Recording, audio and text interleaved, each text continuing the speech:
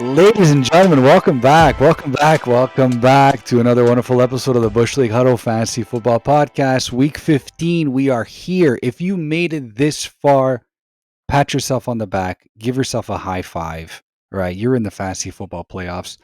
A select few make it this far, so congratulations to you, and you know who you are. And if you're not in the playoffs and you're still listening, you're like the best fans we can ever think of. So thank you very much for just coming along with us. This is fantastic.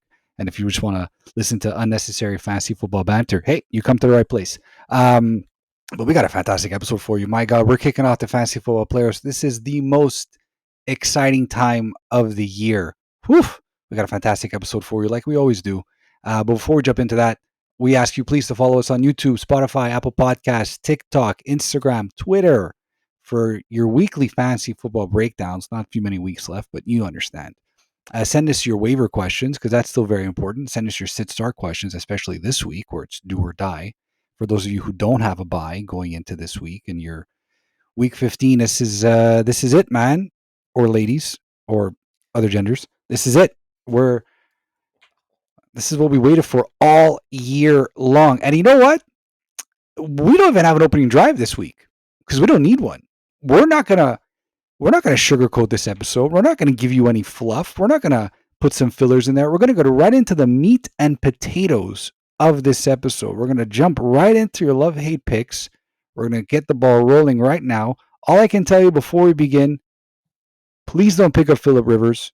God bless him for being a grandpa and starting in the NFL, but still, just there's certain things that need to be left on the side and just an FYI. But before we jump into that, before we get going, guys, I'm Fab.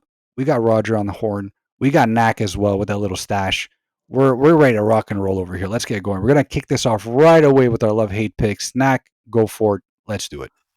Thank you, Fab. And for honestly, even Colts fans, I hope to God he does not play a snap in the NFL. He also gets in week 18 if he starts by then the Houston Texans. So that's just not going to go well. He's got a Seattle this family. week, no? Seattle this week. Well, he's not going to start this week. Obviously, there's no chance he starts this week. I can't see a scenario where that happens. And if he does, well, Fab, I'm very sorry, but I have Seattle D.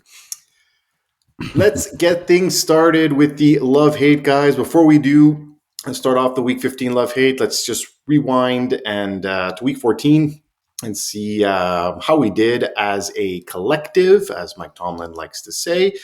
Fab, you were the big winner this week, 4-1 record. Hit on all your loves, Jordan Love, Trevor Lawrence, and Mason Taylor, as well as your hate of Tua Tagovailoa, but missed out on your hate of Caleb Williams. Raj, you went 2-2, missed on Jaden Higgins, hit on Jacoby Myers, as loves, missed out on Zay Flowers' hate, and did hit on the Oronde Gadsden hate, and Romo Dunze unfortunately didn't play for the game, so that's par for the course.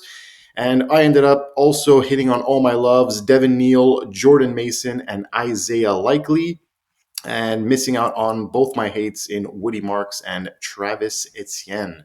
Our record this week, boys, was 9-5. There you go. Well Let's done. go. Brings our collective record to 97, 104, and 2. So still some time left to get those numbers back in the positive. So without further ado, let's crank it up. Week 15 love-hate time is here. Raj will lead things off by breaking down the quarterbacks you should be trusting and the ones you should be launching into the sun. Fab will follow up with the running backs and I will bring us home, with the wide receivers. As always, we'll also be zoning in on 3 tight ends you need to be aware of, whether they're surging at the right time or screaming stay away before locking into your lineups. As you know, week 1 of the fantasy playoffs, no more buys, thank God. So all your lineups should be available to you, barring any injuries. So let's dive head first. Raj, what do you got on the QB front this week? Yes, thanks, Knack. So to start, QBs I love, I have Brock Purdy versus the Titans and Marcus Mariota versus the Giants. Mariota, as Chris Collinsworth said. So Brock Purdy, QB9 versus the Titans, who've allowed the 27 points per game to QBs over the last 3 weeks. So that Titans defense, 2 touchdowns allowed versus Trevor Lawrence, 2 touchdowns allowed versus Sam Darnold, 4 touchdowns recently versus Shedeur Sanders. So they've been allowing a lot of points to quarterbacks lately. So Brock Purdy should have his full complement of guys after a much-needed bye. Jauan Jennings, George Kittle, Ricky Purcell, and of course, Christian McCaffrey. I think he's due for a bounce-back game, and I think he's a locked-in starter. I like him over the likes of Jackson Dart, Bo Nix, even Jacoby Brissett, and even Justin Herbert, which we will talk about after. And then the aforementioned Marcus Mariota, who's been a top 13 quarterback in his last 3 starts, 2 touchdowns versus the Broncos and 55 rushing yards. He's actually had games of 5, 4, and 10 carry games over the past 3 starts. Plus, the Giants are allowing the second most fantasy points to QBs this season. Mac Jones, Caleb Williams, Jared Goff, and Drake May all had 2 or more touchdowns over the last 5 games against the G-Men defense. So please start Marcus Mariota. Please, Commanders, just sit Jaden Daniels. There's nothing left in your season. I don't want to see him get injured again. And I would start Mariota over the likes of Caleb Williams against the Cleveland Browns and Tyler Show as well. A few honorable mentions. Trevor Lawrence versus the Jets. He's been on a roll. Sam Darnold versus Indianapolis. Their defense has been quite the sieve lately. CJ Stroud versus the Cardinals is a difficult one. It's a good matchup, but it just feels like the Texans defense, when they have the Texans offense, when they have the defense they have, they're looking maybe to play a little more conservative. Stafford just had 3 touchdowns versus that Texans, against that Cardinals defense, but again, the Texans offense isn't as trustworthy. And I also do like Aaron Rodgers versus Miami. In terms of QBs, I hate Jacoby Brissett, QB 18 versus the Texans, and Justin Herbert, QB 20 at Kansas City. So in terms of Brissett, he's been very reliable, but the Texans are the number 1 overall defense. Their secondary, linebackers, and front are all elite. We saw what they did to Josh Allen. He had 2 interceptions and no touchdowns. And just recently, Patrick Mahomes had 3 interceptions and no touchdowns. Brissett is an absolute sit this week. And then if we move to Justin Herbert at QB 20 against at Kansas City, Herbert has gone actually 4 straight games under 15 fantasy points per game. Very gutsy effort a few days ago against the Eagles, 10 carries, 66 yards. But the Chargers' offense looks awful, whether it's their offensive line, the pass catchers are not in sync, and Herbert was sacked 7 times and really couldn't do much against the Eagles secondary. So for me, he's a guy I would probably have to sit as well. Despite the fact that I mentioned Caleb Williams, as a potential player that I would prefer some of the loves, I do like Caleb Williams more than Justin Herbert. Aaron Rodgers as well as someone I'd start over Herbert. Even Bryce Young, another one in those kind of iffy zones where he has a good game, he has a bad game. The Saints defense has been quite good. They held Baker Mayfield to 12 points last week. One more honorable mention I do want to talk about, and I think it's worth noting, Jalen Hurts. And I'm curious what you guys think. Is he a must bench now? I just looked at his start rate on Yahoo last week, 85% start rate. But I have to think some folks are going to be hate benching him. Last 5 games, 12 points, 14 points, 31 points versus Dallas, 17 points, and 4 points. He literally lost people probably millions of dollars combined, considering his performance on Monday night. The offense looks awful. And the Raiders are middle of the pack versus QBs, but they run the 4th most zone defense this season, and we know how bad Hurts is against that. So I'm curious to think what you guys think in terms of Hurts. Is he a bench, or would you ride him again? You just hard to trust in like it's playoff time now, right? Like again, there's a lot. I feel like there's enough QBs on the board where if you have 2, your likely backup is pretty, should be interesting. Like even if you have like a Sam Darnold or something somewhere on the bench, or I think even a Trevor Lawrence, like if you have him I think you have to really take ask yourself, like I think it might be time. I think it might be time to bench him. Ever since he started throwing the ball, since AJ Brown has been crying for the ball. Well, AJ Brown has got his targets, he's got his yards, but they've lost those games. So except for the one. Actually, no, they did even lose to Dallas. So they've been losing all of these games where AJ Brown is catching and making plays, and they just got away from the run game. And I think Dan Orlovsky said it best today on the McAfee show.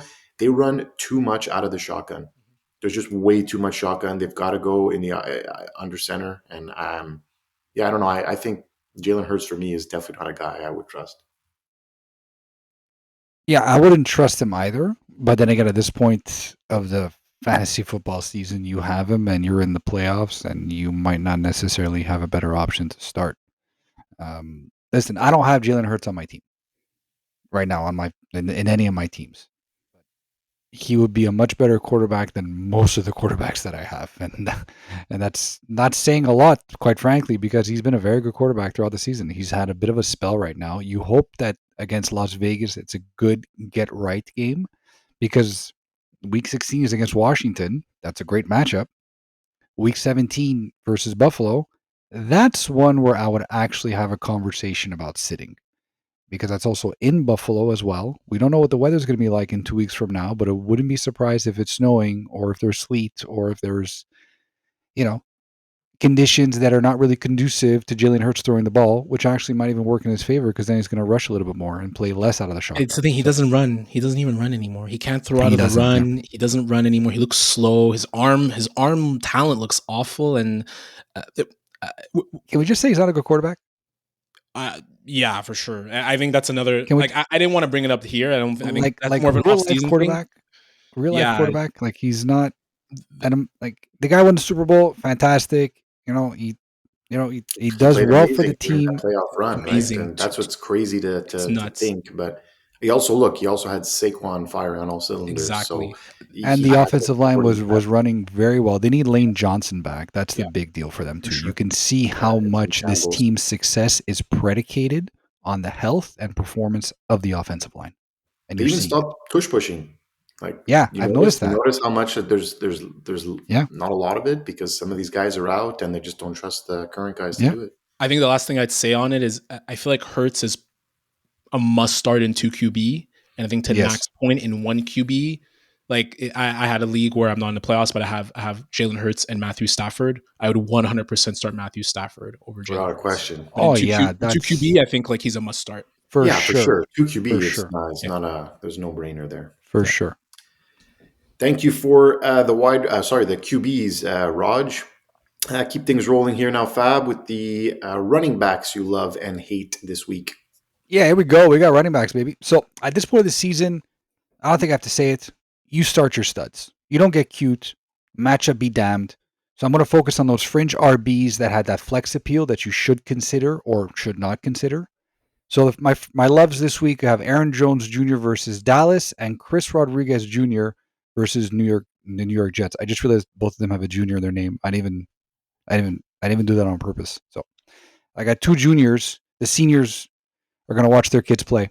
So Aaron Jones Jr. at Dallas. So Fantasy Pros has Aaron Jones ranked as RB27, but it's tough to ignore this matchup versus Dallas, who are giving up the 5th most fantasy points to running backs. Jones went without a catch and only 1 target versus Washington last week. But that was a very game script dependent game where Minnesota got up big and early. So I don't think that's going to be the case this week. I love Jones as a sneaky PPR flex play. Dallas has good run defense, especially in the last few weeks, ever since they made that trade for Quinnen Williams. But they do give up a ton of points to pass catching running backs. So on average, 6.5 targets per game, 5.5 receptions per game, and 48 receiving yards per game, all top 5. So I would actually start Aaron Jones in a flex play confidently over guys like Bam Knight, Tony Pollard, both Chicago RBs who have a tough matchup this week. Whoa. That's That's where it stops for you, both Chicago RBs? Sure. Pump the brakes. Yeah. Chicago, right? We're talking about Chicago? Yeah. Swift has been on a tear, don't get me wrong, but they both have. They've both been running solid. And against the Green Bay, like they still look pretty good against the Green Bay defense. Yeah. It was tough. It was good. So you guys are not going to like my next one that I have. I would even consider starting over Omarion Hampton versus Kansas City. But you're not concerned about 45% snap share and the fact that he hasn't scored a touchdown since week 10? Like I said, sneaky PPR play. Yeah. I find he's hard to trust. I find he's really like playoff time. Like I get it.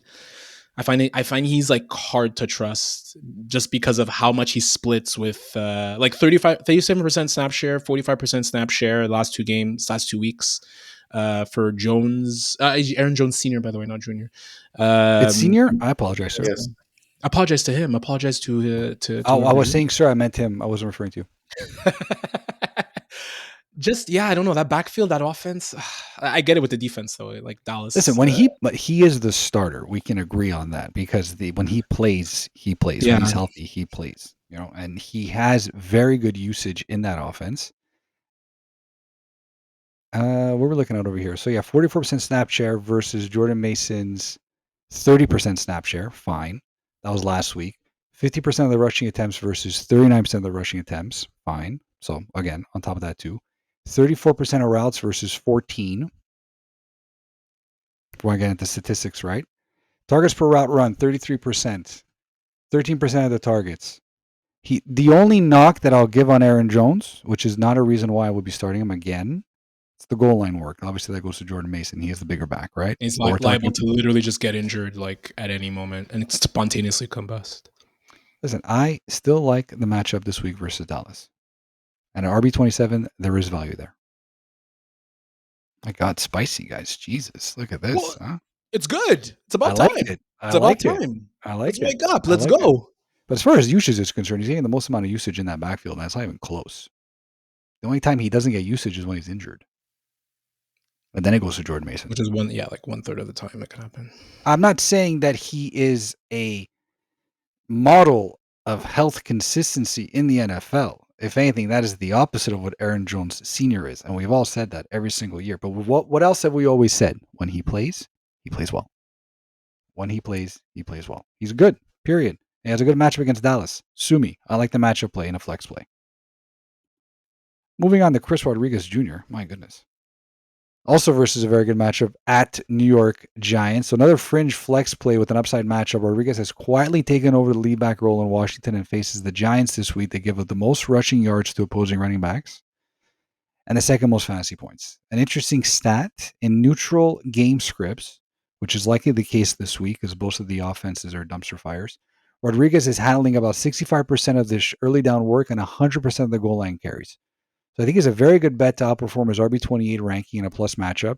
And I like him over the same guys I just mentioned. Definitely over Bam Knight, definitely over Tony Pollard, even over the Chicago running backs. Like, come at me. Not a fan of their matchup. Not a fan of Cleveland's matchup right now. Yeah, this one I like better for sure. Okay. And Cleveland can be ran on, which Tony Pollard did do last week. That was one exemption, one example. Yeah. I'm not expecting them to give up 26 fantasy points to every single running back every single week like they did with Tony Pollard. So are you starting Chris Rodriguez Jr. this week? I'm thinking about it. Yeah.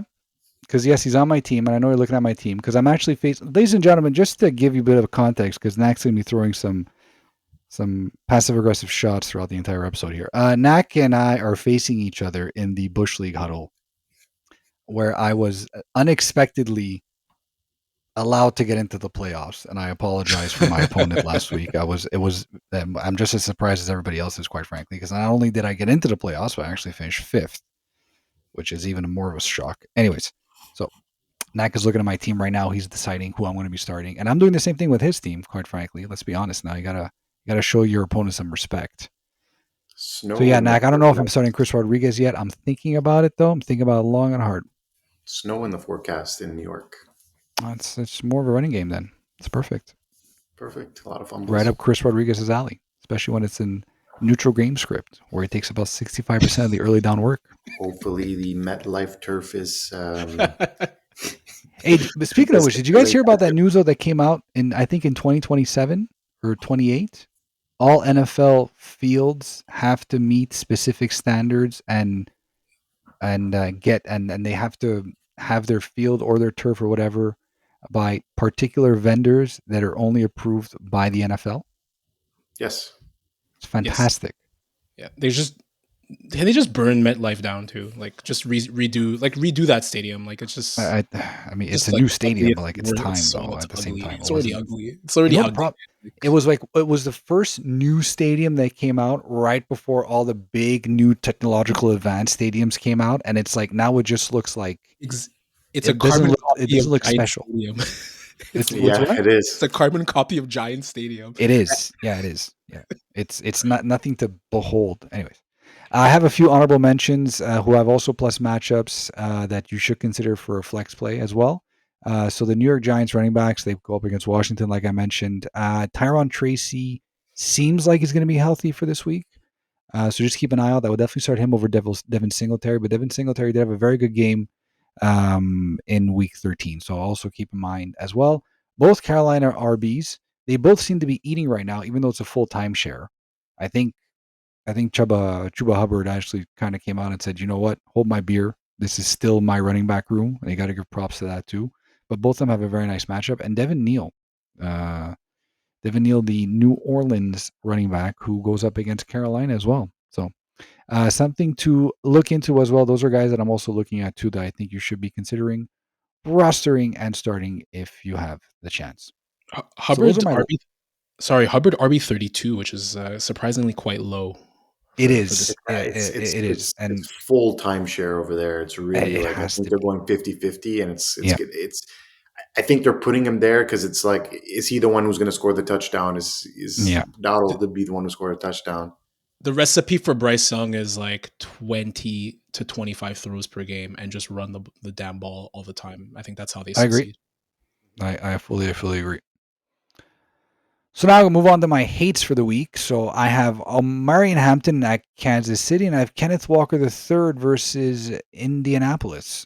So Hampton actually looked really good in his first game back from a long IR stint, but he faced a relatively soft Philadelphia D versus now he gets a very tough Kansas City run D that give up the 6 least fantasy points to running backs. And on the fact that he's going to be splitting carries with Vidal, which might be a full-blown committee. Vidal has supposedly been better in pass pro too, and you saw that last week versus Philly. And he also got about 100% of the goal line carries as well. So that concerns me that the usage won't be there already versus a very tough D. He's ranked as RB24, but I'm fading him as nothing more than a flex play. And I would consider starting guys like Rico Dowdle, Rudy Marks, who has a good matchup versus Arizona, Ashton Genty, and Devin Neal over him as well. I don't Tough know. matchup, tough sledding for Omarion He looked Hampton. he looked good, and I think the reason why obviously the usage was low was first game back, so they're trying to kind of For I think sure. they wanted to ease him into it, but he looked solid when he did run the ball. He did. And that's why like I want to preface that he did look very good in his first game. But it was against a pretty generous run D versus Philly. And Vidal is there to stay. Like he's like Harbaugh went on record. He's like, we got to get this guy more touches, right? And he also better in pass pro. If there's one thing that we do know, it's if you're good in pass pro, you're there on third downs, and you get just as much work as a starting running back would get. It's a bit of a concern for me in that sense. Kenneth Walker III. So after 3 straight games of 10 plus fantasy points, KW3 put up a dud last week versus Atlanta. And Indianapolis are a pretty good run D, giving up 12 leads fantasy points to running backs. And I see Seattle leaning a lot more on the pass than the run this week, which I think limits KW3's opportunities in an already split backfield. As RB23 in a do or die matchup, I don't know if you want to be in this position where you're looking for a safe floor, or do you want to swing for the fences in a better matchup? So I go the latter in a flex play, and the guys that I mentioned before as my loves and my honorable mentions. That's why Kenneth Walker for me as RB23, I'm fading him a little bit this week. I really wouldn't be surprised if Seattle gets up and they're just passing the entire time because Indianapolis don't have much of a pass defense anymore. I think they might And I run a also lot just because. Sorry to cut you off, just because they might have the ball quite a lot with Indy's QB situation right now. That offense is not going to be humming like we're used to seeing. So I think Seattle may have a few more opportunities to possess the ball. very true. I don't disagree with that, but their run defense is pretty good. Their run defense is actually nothing to nothing to frown at, right? The run defense is actually pretty decent, And again, split backfield. These are kind of scenarios where it's like you really want to be able to get guys that actually have a higher ceiling this week. Kenneth Walker III, 3 straight games, 10+ fantasy points. It's good. It's good. He didn't put up a great game last week versus Atlanta. Fine, it's one game. But again, you want to be able to swing for the fences a little bit. And I do like guys that I mentioned before that actually have that ceiling that can be popped versus Kenneth Walker. Agreed. Walker used to be the ceiling guy. Yeah, Like he the big was. runs, and Last this year year was it's really all good. floor. It's they've kind of canceled themselves out, Charbonnet and Walker this year. Yeah, it's one of the more frustrating backfields to have invested in this year. Yeah. And I have invested in it in one of my leagues, not because I wanted to, because like you're stuck, you're drafting, and it's like I need a warm body to start. Games where he's really good, games where he's very average, and there's a lot of games where he's just a jag, as Steve Smith would say. I have some honorable mentions as well. So the LA Rams running backs, both of them, actually, as you're starting Kyron Williams, and I know Blake Corum went off last week in limited amount of work. The matchup, though, is really not one that I'm excited about versus Detroit, who have actually had a pretty good run defense. So just be wary of that. I wouldn't be opposed if you tell me you want to put Corum in your flex play. I understand it. I get it. They've been splitting carries pretty consistently because they've also McVay went on record that they want to keep Kyron Williams really fresh for the playoffs. Like they know that they don't need them. They don't need him for the next 3 games. They need him for the ones that matter after this one, right? Or sorry, the next 4 games. So that's just exercise caution in that sense. And David Montgomery, also versus the Rams. Rams is a good run defense, and it's been the Gibbs show as of late. Yeah. And David Montgomery has really turned into an afterthought. It's really not Sonic and Knuckles anymore or whatever it was. Like it's just Sonic, and that's it. We had said he might be a good buy low candidate because of maybe that one game he was used kind of differently with Dan Campbell taking over play calling, and it just hasn't They transpired. still split series, which is crazy to Yeah. think. It's just Gibbs has been obviously far and away the more efficient one out of the two, right? I feel like he's got to fall into the end zone. I'm curious, Fab, if Achan can go, or even if he can't go, what do you think of Jalen Wright? I like him. He looked really good, and Pittsburgh's not a bad matchup. Like he definitely slots into an RB2, mid-range RB2 for me, like for sure. Like he looked really good last week, and but I think he's gonna go. Like I was reading some news updates about him, about HN even after the game. Like they could have brought him back in if they wanted to, but I think McCarthy wanted to play it safe. So And in 4 games without Derek Harmon in the middle of that defense, the Steelers have allowed 184 yards rushing, 250 yards rushing. To Seattle back in week 2, it was like 117. And then the first game of the year where he missed, it was against the Jets, and he allowed 177 yards. So that could be one to watch for Jalen Wright. If Harmon can't go this week, I would definitely fire him up because that defense is getting gashed on the ground. he's your rookie, huh? That you guys drafted. Yeah, the first round pick. Yeah, he's been fantastic. Yeah, he just missed 4 games already this year. Sucks. And that's it. Those are my loves and hates. Best of luck, everyone, in your first week of the fantasy football playoffs. Listen, come at me on the comments if I made some bad calls, but last week I went 4-1, so just don't forget. Mic drop. There it is. Thank you, Fab, for the running backs. I'll keep this party moving with the wide receivers. So first, couple wide receivers I love this week is going to be Emeka Egbuka, wide receiver 27 versus the Falcons, and Jauan Jennings, wide receiver 23 versus the Titans. So start off with Mr. Egbuka.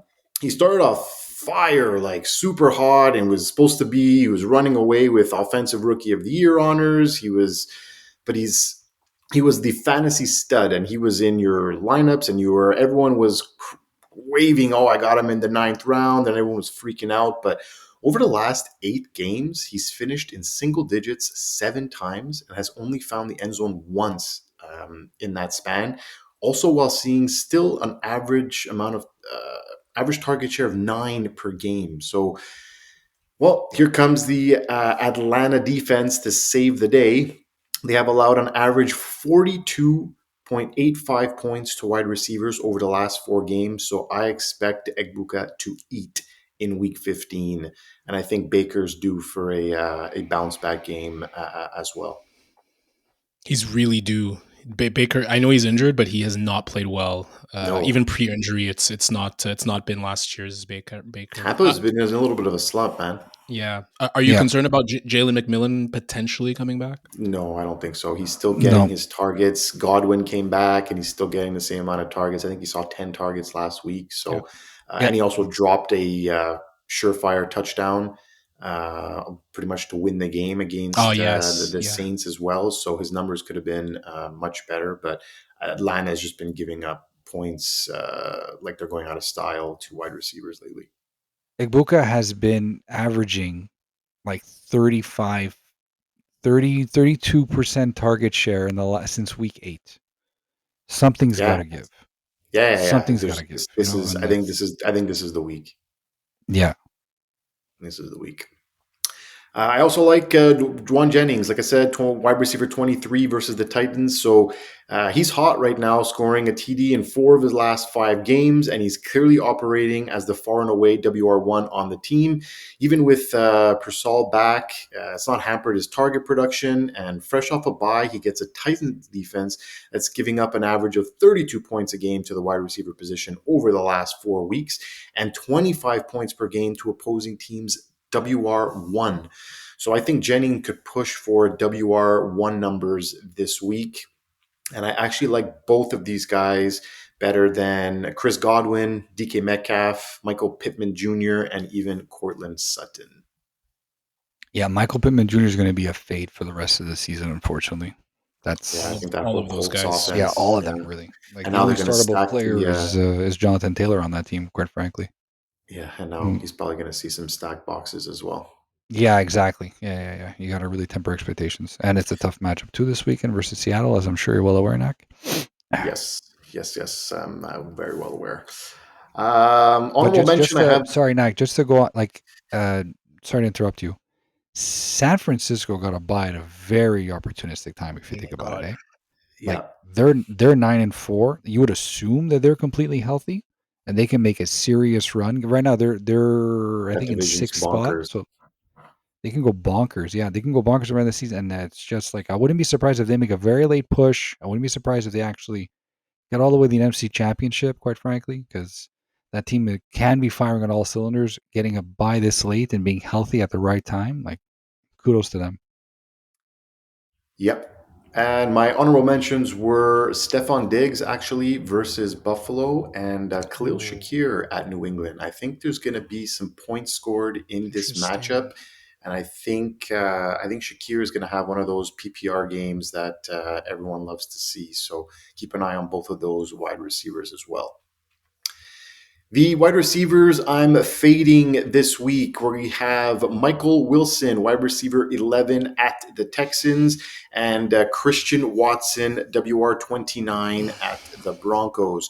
So first, Michael Wilson, he has been an absolute dog in 3 of the last 4 games. If you take out, obviously, week 13, he's averaging 16 targets, 12 receptions, and 148 yards per game. Just an absolute animal. And all that hype to find out he's running into a buzzsaw in week 15 as the Cardinals go into Houston to face a Texans team that are giving up under 20 points a game to the wide receiver position. Rice, Worthy, and Brown finished with a combined 20.4 points last week with Patrick Mahomes as their QB. So this is going to be a position where definitely going to be hard to bench Wilson, especially with the target share that he is commanding, and especially if Harrison again can't go.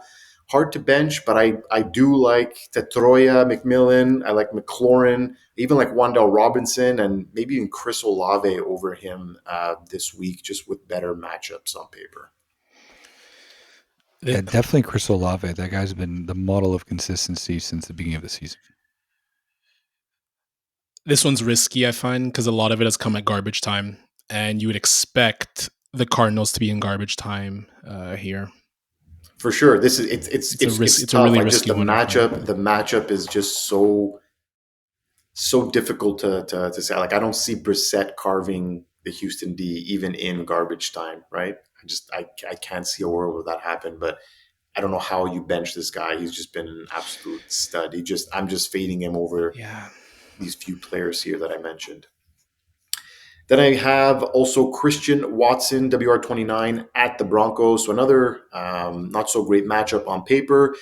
He has silenced many doubters, though, since coming back from a torn ACL. Over the past 4 weeks, Watson has 17 receptions, 264 yards, 5 TDs, while averaging 18 fantasy points per game.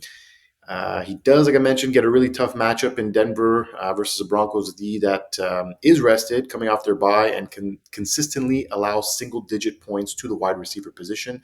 And they have only allowed 5 total touchdowns on the season. And as we know, Watson is that touchdown machine lately. So I think I prefer his counterpart there, Cortland Sutton, maybe even DJ Moore, and as mentioned above, Emeka Egbuka over Christian Watson. Yeah, you have to assume he's going to get the PS2 treatment the entire game. Just tough Oh my matchup. God. I feel. Yeah. It's going to be. It's in Denver too. I just really don't like this matchup. And if you do have other options, I would even consider keeping him on the bench. But he's a risky flex play, I would say, for me this week. Yeah, no, I agree. I think this feels more like a Jaden Reed game, honestly. I feel like he's going to get a lot more usage than that gadget player across. Already last week was his first game back from IR after he broke his collarbone and everything else in his body. He already got like 4 receptions and 4 targets and 2 carries. So I wouldn't be surprised if they see that Christian Watson's a little bit more unavailable. Just sort of take what the defense gives you, and it might be a bigger Jaden Reed game. It might be a bigger Josh Jacobs game. Right. And just some honorable mentions quickly. Michael Pittman, obviously we spoke about him, wide receiver 27. Do not like his matchup or the QB position. And I'm curious to see. I think we spoke about this a little bit in the chat, but what do you do with Justin Jefferson at Dallas? Oh my God. Is this a guy? Are we putting him in there? It's Dallas. I know they've been playing better of late. Great matchup, but what do we do with Justin Jefferson? You put him in and you pray to God. That's what you do. You have no choice. You can't bench him. I know You it. You cannot can't. bench Justin Jefferson. And listen, and I'm Wide saying this, receiver and he put up 20. Wide he put receiver up 3 20. points against Washington last week. Like it's Wide receiver 20. yeah, I know. To me, he's more of a bench than Michael Wilson. I'd rather bench him over. I would not bench either, but I would rather, if I had to bench someone, I would bench I'll definitely. Justin Jefferson over. Yeah, that's a good argument. I definitely will agree with you. Yeah. I'll agree with you there, just because I don't know. At least Brissett is throwing the ball right. McCarthy has not looked good. They simplified the offense for McCarthy last week, so you hope like Jordan Addison was able to get going a little bit, but maybe that just might be the fact that JJ gets double teamed. But Yeah.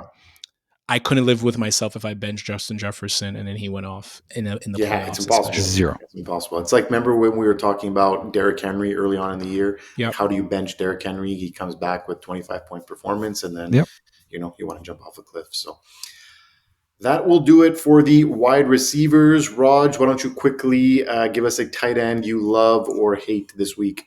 Yes, I love me some Harold Fannin Jr. at Chicago. Just came off an 11 target, 8 catch, 114 yard game with a touchdown. He's been developing some nice chemistry with Mr. Shadur Sanders. The Bears are middle of the pack against tight ends, but back-to-back games with touchdowns, and he's easily been their best pass catcher this season, and it looks like he really has good chemistry with Shadur Sanders. So I like Harold Fannin Jr. this week. Yeah, those rookie quarterbacks, they always go after their tight ends right after that safety blanket, it's clearly not working out with Jerry Jeudy. So I like this call a lot. And Njoku's pretty much an afterthought now in this offense. Yes. Yeah. Fannin looks much better. Fab, what about you? Love or hate on a tight end this week? I got Triple H, baby. I got a hate on Hunter Henry. versus Buffalo. So Henry's been a reliable tight end this season, but he's also proven to be pretty up and down. And this week he gets to face Buffalo, surrendering the least amount of points to fantasy points to tight ends, and that's including the Mike Gesicki going off last week that he had. So, but historically, also Henry hasn't done a whole lot. Hasn't done a whole lot of damage versus Buffalo. He averages about under 3 catches, 30 yards per game, and just has 1 touchdown across 9 meetings. So he's a straight sit for me. There's definitely rather put in Harold Fannin Jr. and a bunch of other guys. Like I'm sure Knack, I think you have a love. I don't even know who that is, but I'd much rather start him over Hunter Henry. So he's a straight sit for me this week. Yeah, I can never trust him. I can never find I can't find a way to put him in my lineup because he either gets 16 to 20 points or he gets 4. He's not even matchup dependent. That's the worst part. No. Yeah, exactly. He's great against really tough matchups. Yeah. And he's had good games against tough matchups. Yeah. I mean, this one is a tough matchup, so I know I might be putting my foot in my mouth over here, but his history does say that he doesn't play well against Buffalo. But he has very poor games versus nice matchups. So it's been frustrating. Yeah, that's why I'm benching Triple H. He's the tight end Devonta Smith. Basically. He is. So watch him go off this week. That's pretty good comparison. When I made a call on Devonta Smith. Pretty good comparison. Didn't go well. Yes, finally for me, I do have a love this week. It's going to be Theo Johnson, tight end 13 versus the Commanders. So with the return of Mr. Jackson Dart, Johnson saw 8 targets in Week 13. And although his stat line wasn't great, he gets an excellent matchup in Week 13. Over the past 5 weeks, the Commanders have given up 5 TDs to tight ends, including 3 last week. And they average an average of 17 points per game to the tight end position. So I would fire him up with great confidence. And I definitely like him over the likes of Mark Andrews, Kyle Pitts, who's still being ranked in the top 10, by the way, and Travis Kelce as well. Oh my God, Kelce! Have you seen Kyle Pitts' last 2 games? Have they been solid? Very good. 15 points and 12 points PPR. No touchdowns, but he gets receptions and he gets yards. Kirk Cousins, exactly. It's because of Kirk Cousins. Yeah, Kirk Cousins. I still like Theo Johnson better than him this week. Yeah, no, Theo Johnson. I think we're going to see a lot of points in that matchup. I think it's going to be a sloppy type of game, and it's going to be very sloppy. That's for sure. There's going to be points galore in that game. I feel. And I really hope that Jayden Daniels plays, not because he's on my fantasy team. I need him to play, but the last time Jackson Dart and Jayden Daniels played each other was in college, Ole Miss versus LSU, and the fireworks that came out in that game. Wow, it was fun fact there. Yeah, it was like 10 total passing touchdowns or something like that. Like it was a ridiculously high scoring game. So it would be nice if that happens again, in the NFL. Yes, it would be. It would be nice. It's deep cut. That will do it for our love hates and another edition of the Bush League Huddle Fantasy Football Podcast. Guys, whoever are in the quarterfinals, I wish you good luck, and we will see you next week. Raj, the music. Number one. Fantasy football playoffs. Fantasy football playoffs. You're going down, bro. I waited all year for this. Mac, if you don't beat me this week. Here we go. Seriously. I'm just saying, like I'm playing with house money. I'm not supposed to be here. If you don't beat me this week, you better run and hide for the next 12 months. I think I may just play Gibbs and McCaffrey. And only them? The rest. Good. Do it. Knack, just be careful what you wish for, because you the amount of receipts you're gonna get back, Knack. Like, oh my God. This is how I roll. I always have confidence, and I'll never change that. I got nothing to lose. I got the casino says like here's 10 grand and you can just play for as much as you want. That's what you just gave me right now. I'm playing with house money. I'm having fun. I won the points for. I buy in $60 next year. So Knack, I don't care about winning the points for. I'm not in this for winning points for. I'm in this for winning trophies, my friend. That's the difference between me and you. I win trophies. You don't. Lately. Peace out.